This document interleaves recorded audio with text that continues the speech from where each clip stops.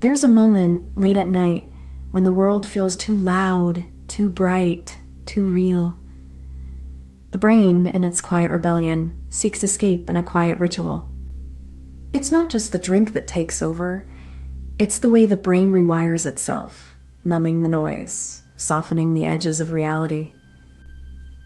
It's not a choice. It's a pattern, a loop the brain has learned to follow, and in that loop, there's a strange kind of peace.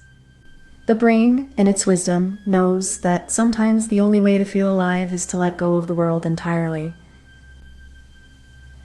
It's not just about the drink. It's about the way the brain rewires itself, chasing a fleeting sense of peace in a world that never stops moving. There's a quiet desperation in it, a pull towards something that feels like escape, even if it's just for a moment. It's not just about the drink. It's about the way the brain rewires itself, chasing a fleeting sense of peace in a world that never stops moving. There's a quiet desperation in it, a pull towards something that feels like escape, even if it's just for a moment.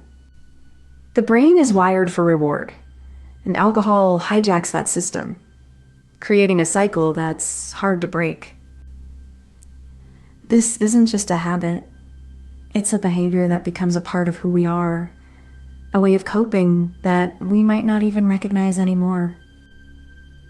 There's a quiet truth in the way your brain craves that drink. It's not just about pleasure. It's about survival in a way. Your brain is wired to seek out comfort, even if it's a temporary escape. When you drink, your brain releases dopamine, but it also dulls your senses. It's like trying to run a marathon with your eyes closed. You're still moving, but you're not fully aware of where you're going.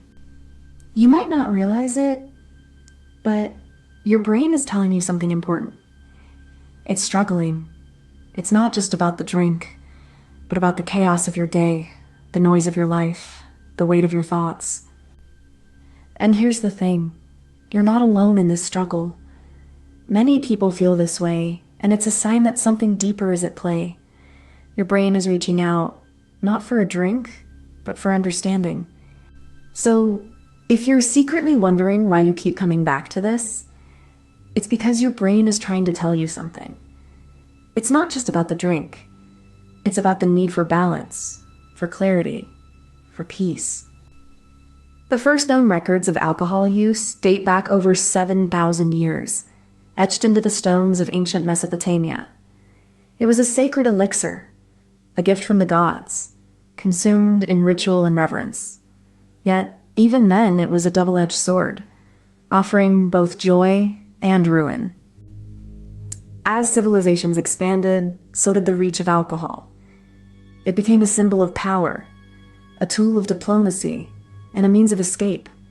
The Greeks drank to celebrate, the Romans to forget, and the Vikings to honor their gods, all while the poison of excess began to seep into their bones. The 20th century saw the birth of the modern binge, a culture of instant gratification, where alcohol became a shortcut to happiness, a numbing agent for pain, and a mirror for the chaos of the human condition. We drank to forget, to belong, to escape, and often to destroy ourselves. Today, the binge is a global phenomenon, a silent epidemic hidden behind closed doors and empty bottles. It's not just about the drink. It's about the stories we tell ourselves, the pain we bury, and the fleeting sense of control we grasp in the chaos. Through history, binge drinking has been a mirror, reflecting our fears, our joys, our failures, and our triumphs. It is both a ritual and a reckoning, a celebration and a curse, a part of the human experience that we can never fully escape, only understand. You know when you're tired and instead of resting, you just keep going. Like your brain says, one more, and you say, okay, one more.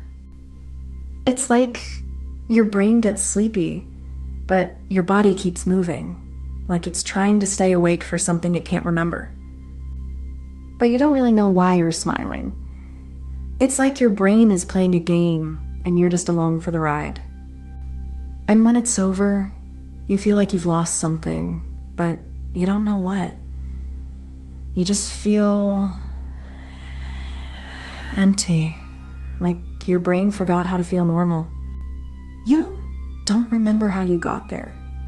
You just remember how it felt, like your brain was trying to escape, but you didn't know where to go. It all begins with a choice, a quiet moment where the mind decides to let go of restraint. The glass is filled, the air is still, and the world feels like it's holding its breath. The drink is not just liquid. It's a promise, a fleeting escape from the weight of reality. It's easy to believe that one sip will dissolve the noise, that the world can be quiet again. It's not just about the alcohol. It's about the way it rewires the brain's reward system, making the act of drinking feel like a small victory. A moment of clarity, a moment of peace, a moment of control. The first step is always the hardest, but once you cross that line, the rest follows. It's not a choice anymore. It's a rhythm, a pattern, a silent agreement between you and the drink. The brain, once flooded with alcohol, begins to recalibrate. Dopamine, the reward chemical, is released in a delayed, sluggish wave, like a slow, heavy heartbeat. It doesn't feel immediate, but it lingers, a quiet promise of pleasure. This delayed reward is what keeps the cycle going. The brain remembers the feeling, even if it's not the same as the first sip. It craves the illusion of control, the false hope that this time, it'll be different. The brain's chemistry shifts, adapting to the presence of alcohol. It starts to prioritize the reward over the risk. The lines between what feels good and what feels necessary blur, like a fog creeping in at dawn. This adaptation is not a failure. It's a survival mechanism. The brain is wired to repeat what feels safe, even if that safety is an illusion.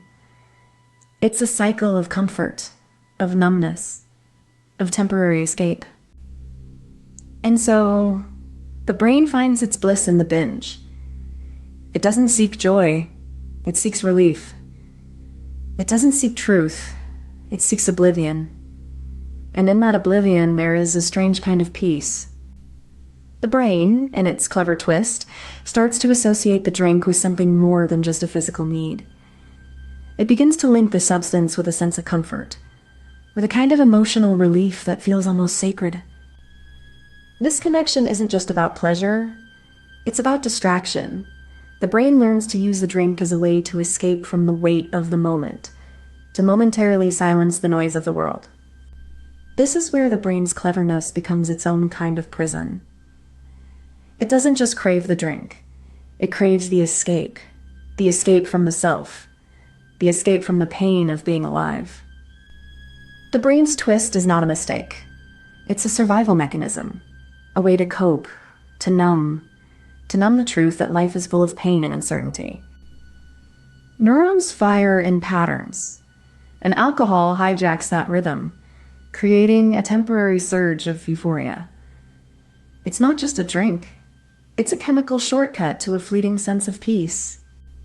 The brain releases dopamine, but also suppresses its own natural production. It's a cycle, a silent rebellion against the body's own chemistry. This isn't just about pleasure, it's about escape. The brain rewires itself in the pursuit of relief, creating a dependency that feels both necessary and terrible. The science is clear, but the pain is personal. Every sip is a compromise, a small surrender to a system that no longer serves the self. The brain seeks bliss, but in its search, it forgets how to feel anything at all, except the need for more. It's like a river that has forgotten its banks, flowing with a quiet, relentless force. The brain, in its binge, becomes a place where logic is washed away, and only the current remains. The brain drinks not to quench thirst, but to drown out the noise of its own existence. It fills itself with the illusion of clarity, when all it does is obscure the truth. Binge drinking is not a choice. It's a kind of surrender, a momentary escape from the weight of being human. It's the brain's way of saying, I am tired of this.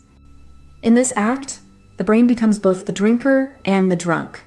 It is the one who knows what it's doing, and the one who cannot stop. And yet, in its dumbness, it is accurate. The brain in its binge is a mirror, reflecting not the world, but the soul's quiet, aching need for something more. Before you go, if you enjoyed this, please give it a like and subscribe so you don't miss the next one. And tell us in the comments what you'd like us to make next. We read every single one. Thank you so much for watching. Comment this emoji if you made it to the end.